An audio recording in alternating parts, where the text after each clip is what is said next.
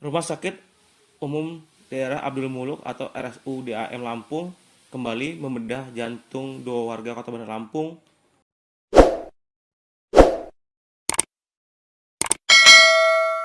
Dua pasien tersebut diantaranya Ujen Zainal Arifin 65 tahun dan Saripah Halim 61 tahun.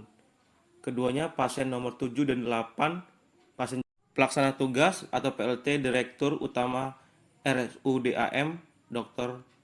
Imam Ghazali mengatakan pihaknya membenarkan adanya dua pasien warga Bandar Lampung yang dioperasi bedah jantung terbuka.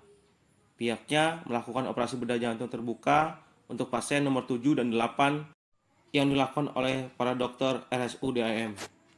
Ia mengatakan dua peserta tersebut diperbolehkan oleh RS pengampu, yakni RS Harapan Kita Jakarta. Masyarakat Lampung, jika ada keluhan jantung silakan datang ke PJT, Pusat Jantung Terpadu RSUDAM.